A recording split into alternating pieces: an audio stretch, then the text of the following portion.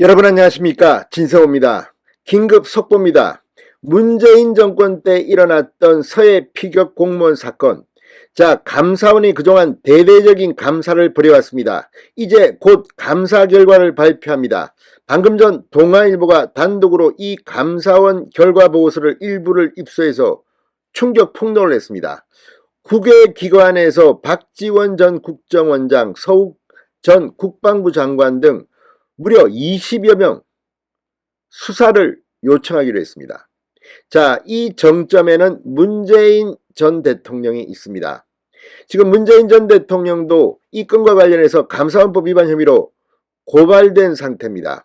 그런데 이건 빙산의 일각에 불과합니다. 지금 감사원의 이 감사 결과, 아마도 청와대의 대책회의가 있은 뒤 벌어졌던 이 삭제, 이런 의혹들이 이미 검찰 수사에 의해서 다 드러난 모양입니다. 그런 가운데 감사원이 구체적인 대대적인 감사 결과를 발표하면 검찰의 수사는 탄력을 받을 것으로 보입니다. 관건은 이 서욱 전 국방부 장관이나 박지원 전 국정원장 외에 더 윗선, 그러니까 청와대의 문재인 대통령까지 검찰 수사를 피할 수 있겠느냐는 겁니다. 자, 그런데 지금 중앙일보의 보도에 따르면 청와대 대책회의가 있은 뒤 국정원과 군은 아주 이상한 행동을 합니다. 자, 대한민국 국민이 북한군에 의해서 피격당하고 사살되고 시신이 불태워졌는데 이걸 알고 있으면서도 문재인의 청와대는 이걸 갖다가 북한의 실종자란 표현을 씁니다. 자, 은폐 의혹이 지금 드러나고 있습니다. 이미 여러 차례 국정원과 군, 대통령 기록관 등을 압수수색한 검찰은 이 감사원의 이 보고서가 나오면 정말 대대적인 수사를 할 것 같습니다. 결국 문재인 전 대통령입니다. 이게 드러나면 법적으로 문재인 전 대통령이 사법 처리될 가능성이 높습니다. 그러나 그 전에 정치적, 도덕적으로 문재인 전 대통령은 대한민국 국민의 생명을 보호하는데 소홀히 했다. 그 이유는 유엔 총회의 정전선언과 관련한 연설, 이런 것 때문이 아니냐. 정치적으로 사실상 끝날지도 모르겠습니다.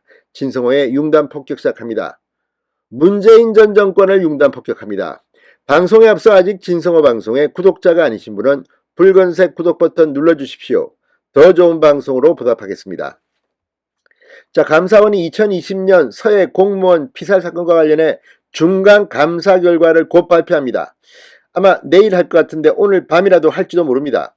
서훈 전 청와대 국가안보실장, 박지원 전 국가정보원장, 서욱 전 국방부 장관, 김홍희 전 해양경찰청장 등 모두 국외기관 20여 명의 수사를 요청할 계획인 것으로 전해졌다고 동아일보가 방금 전 특종 보도했습니다. 감사원이 서해 공무원 피살 사건과 관련해 처음 감사에 착수한 게 6월 17일입니다.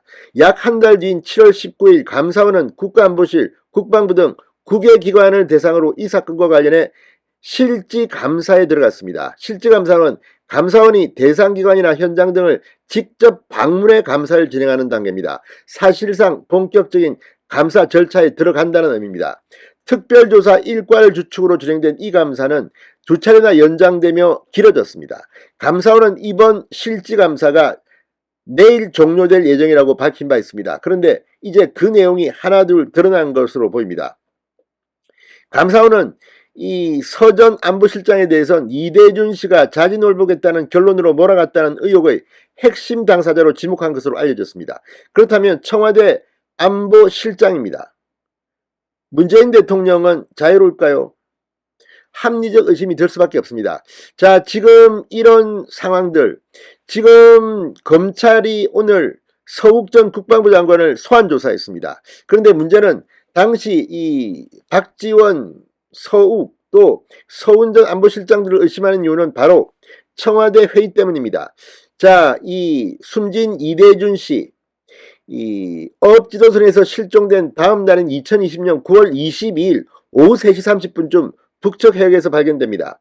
6시간 만인 오후 9시 40분쯤 북한군 총격으로 사망하고 오후 10시 11분쯤에는 북한군이 해상에서 시신을 소각한 정황이 군 감청 첩보로 포착됩니다. 정보당국으로부터 이 같은 사실을 보고받은 청와대는 이 다음날 새벽 1시, 오전 1시에 노영민 대통령 비서실장 주재로 서훈 국가안보실장, 박지원 국정원장, 이인영 통일부 장관, 서욱 국방부 장관 등이 참석한 관계장관 회의를 엽니다. 같은 시각 문재인 대통령은 유엔 총회에서 사전 녹화된 영상을 통해 한국전쟁 종전선언을 제안하는 연설을 했습니다. 미리 찍은 겁니다. 자, 이것 때문에 유엔 총회의 문재인 연설 때문에 이걸 은폐하려 했던 게 아닌가 하는 의심을 지금 감사원과 검찰은 하고 있습니다.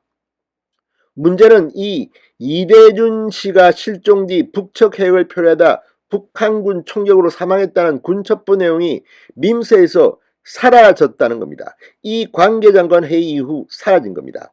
군첩보를 토대로 생산된 국정원의 자체 첩보 보고서도 같은 시기 박지원 전 원장의 지시로 삭제됐다는 의혹이 제기되어 있습니다. 이걸 지금 감사원이 발표합니다.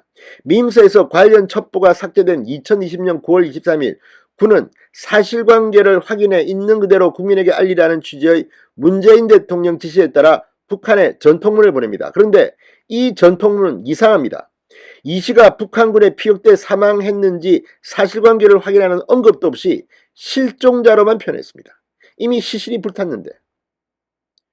자, 이 씨가 피살됐다는 사실을 알고도 서해상에서 우리 국민 실종자가 있다는 취지로 이 전통문을 보낸 겁니다. 자, 이거는 냄새가 나지 않습니까?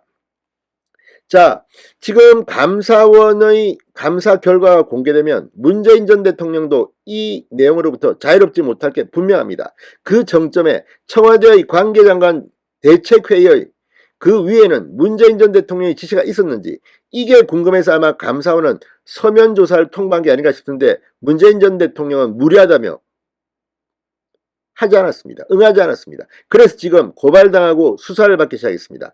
자, 아무튼 이제 문재인 전 대통령 감사원의 중간 발표가 나면 상당한 정치적 치명상을 입을 것으로 보입니다. 진성호의 융단 폭격이었습니다. 여러분 감사합니다.